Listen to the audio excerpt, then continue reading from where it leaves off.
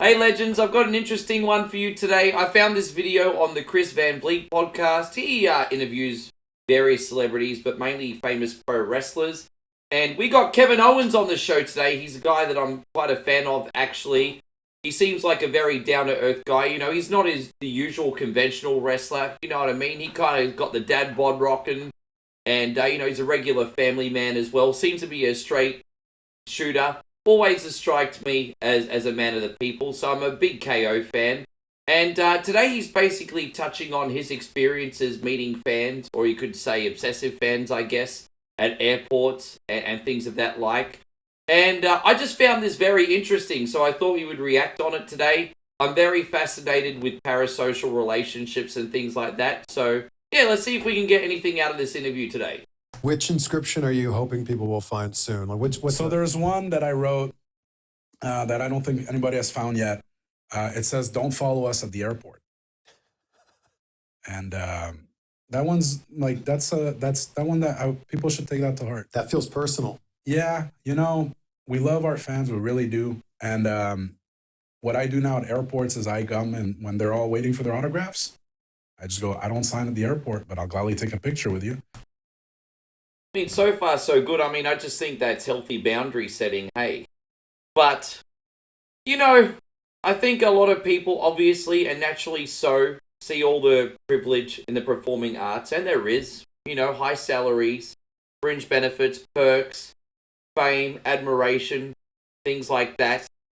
There's not enough empathy, I guess, for the human element, so to speak. I mean, these guys are working almost every day. And sometimes they'll be in the arena for 12 hours at a time, training, preparing matches, going through production, things like that. And then when they have to race to the airport without even getting any rest, and then go to the next venue or venture or whatever it is they have to do, just to see a whole pile of people waiting there, it must be really, really, really frustrating. And as a gracious celebrity, you'd want to, give some time and some autographs and everything regardless. But that doesn't mean you have to like it. I think here this is just healthy boundary setting. I don't think he said anything that's unreasonable at this point, to be honest. And when I say that, 20 of them turn around and, What? So because they're not there to be fans. Because they're going to sell it on eBay? Yeah, which I don't really have a problem with. But I just got to the airport. I'm either tired, I go to work. So and sometimes, man, when we get to an airport and it's 5 or 6 people, okay. But nowadays, we get there, man. 40, 50 people. Sometimes it feels like you're they get around. You can't move. It's it's overwhelming for me. And I know I've seen it done to the girls, and some girls have told me it gets almost scary. Yeah, I can understand that actually. Obviously men and ladies are built different, so I'm not trying to be too sexist or anything, but guys, if they're approached by dudes, they're going to brush it off, whatever. But, ladies, it's a little bit different because, are the guys there as a crazed fan that wants an autograph or a picture? Or is it a stalker who's obsessed and attracted to this person? And so they're not built equally. I can understand why the ladies would feel a little bit less safe in that situation, you know what I mean? Just don't do it, man. I mean, look, you can wait after the show. You can go to celebrity sightings. There's many other ways to meet these guys. Simple boundaries. I mean, yeah, wow. And I know nobody that comes to the airport is setting out to do that. They just want an autograph. Whether they're going to sell it or not, whatever. They're not trying to crowd somebody and make them feel like, hey, this is too much. But when there's 40 of you, that's what happens. So what I suggest is just don't come to the airport. They're tracking your flights, aren't they? Yeah, there's some that are actually. So just recently, we landed from in Newark Airport from the charter that took us back home after the Europe shows.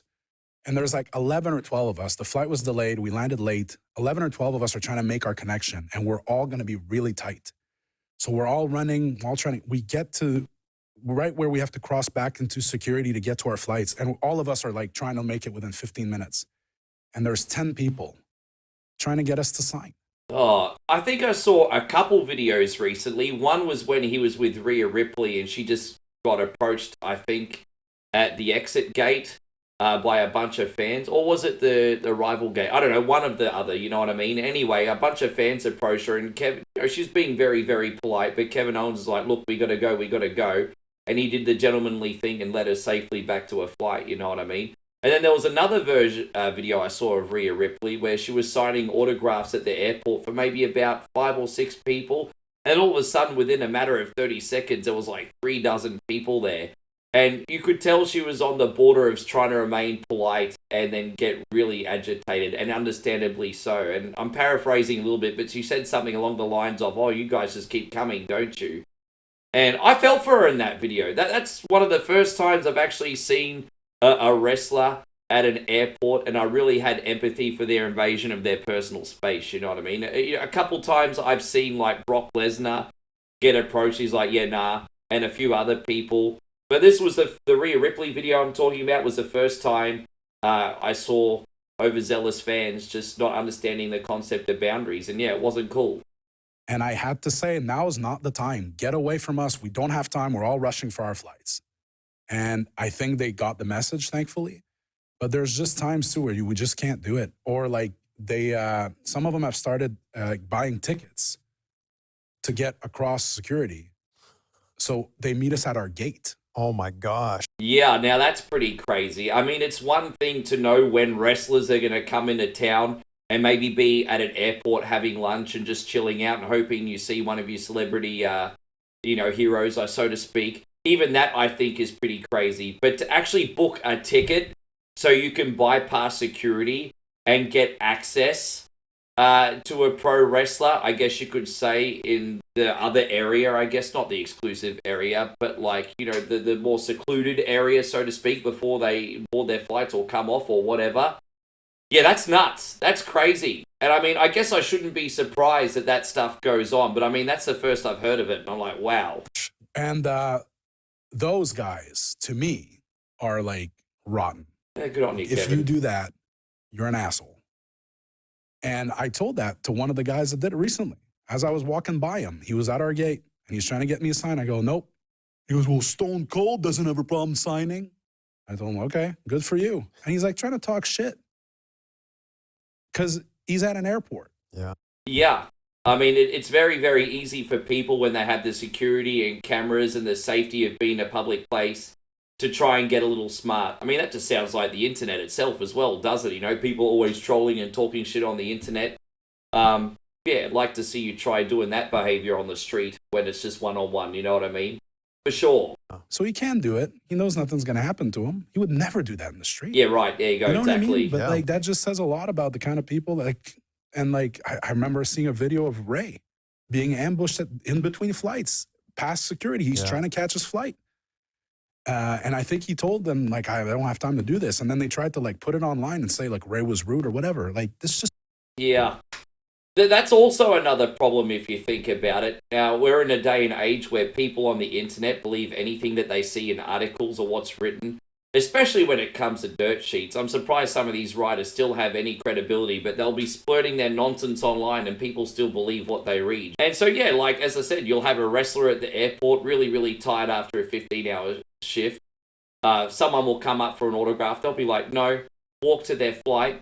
And then all of a sudden, everyone on the internet's like, oh, Rick, did you hear that so-and-so was an asshole at the airport? I mean, I hear these stories all the time when I'm streaming, and I'm just like, oh, man, you got to stop believing everything you read on the internet. It's just like no one does their due diligence anymore. And then, yeah, you've got someone who hasn't done anything wrong just have their reputation smeared. I mean, this is happening so often. It's definitely a case of guilty until proven innocent these days as well. But that's a topic for another This is why time. you have autograph signings. Yeah, but again, man... you could meet you guys at WWE World or something like that. Or, even outside of the shows, when people come to the shows and they wait, where we're parked sometimes, some guys will be happy to go talk to them and sign, and I try to do that, and some guys don't, and that's fine. But yeah, the airport is literally just never the place. We never like it, I guarantee it. Some guys might not mind it. Other guys really don't like it. But I mean what I say. When I go there, I'll happily take a picture with you. But it says a lot when I say that. 5, 6 of them, maybe more, depending on how many are just, and they turn around. Okay. Yeah, well, very interesting. That's pretty much it, guys. And so, I guess, yeah, when it comes to meeting your favorite celebrity, there's a right way and a wrong way to do things. I guess just to recap, you know, when they're doing their performance art, they owe you 110% in whatever art they're doing, whether they're singing, acting, in the ring, that's what they're getting paid to do.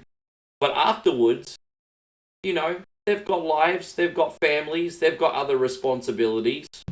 Maybe let them have their space. Or at least if you're going to ask for a photo or an autograph, making sure you go the right way about it. But let me know your thoughts in the chat anyway. I just found this video very interesting. Thank you for another awesome podcast, Chris Van Vliet. Kevin Owens, we love you. And we'll see you on the next video. Take care, guys.